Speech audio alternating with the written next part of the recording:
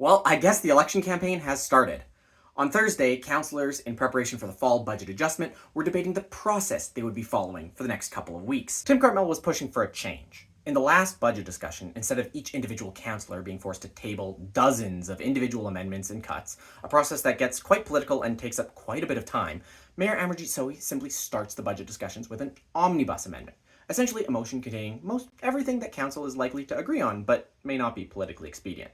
This means that no individual councillor has to make extremely unpopular motions to raise the budget for must-haves, and it also means that councillors spend less time fighting with each other on being who's the first to move popular motions.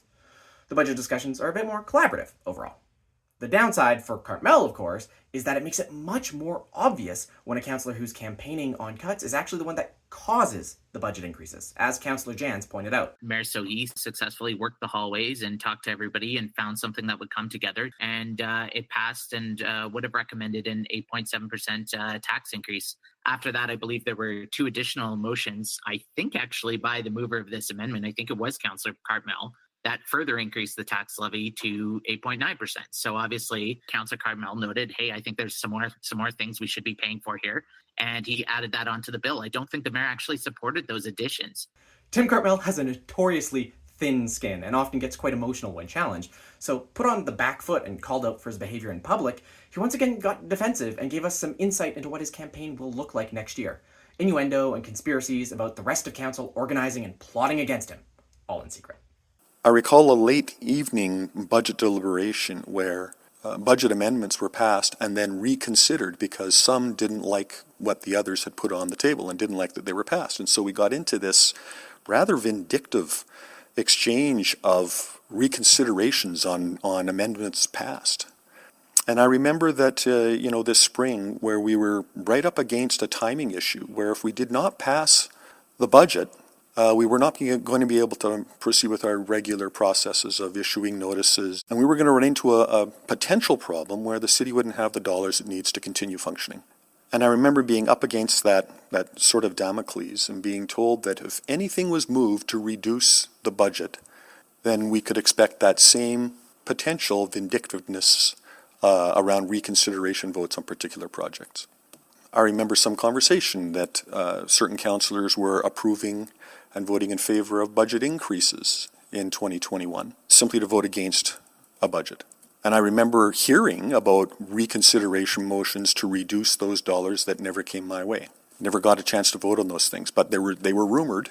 All of these things that I've just outlined happened behind the scenes. They aren't part of the public record. And that creates a problem now because, it's essentially a matter of, well, who do you believe? I still fully intend to participate to the extent that I am permitted to participate in any of the conversations that happen behind the scenes on multi-part motions. Hold on, point of order, Madam Chair. Yep. What is your point of order, Councillor Paquette? So I didn't want to interrupt the councillor, but in that statement there was an inordinate amount of rumor mongering that cannot be verified, describing actions to other councillors that cannot be verified, and if there was a complaint, it should have been brought to the proper process. Otherwise, what's to stop me or anyone else from making up things and stating them in the public forum on record? Well, this isn't the first time that Councillor Paquette has taken exception to something I've said publicly. Well, it's the first time that you said something that I must take exception to, Councillor Cartmell. Just Sure. wait, no, please. So what I have said is that this is precisely my point. So your point is to engage in bad action So am I going to get a chance to alleging respond? bad action? Okay, Okay, that's it, fine. Either I get a chance to respond. that's, so Councillor Paquette, I was giving the person that was speaking that you called the point of order on a chance to speak before I made my ruling. So I have described my experiences. I can show you my campaign material that describes the things that I campaigned on. I can show you the meetings that show who attended those meetings.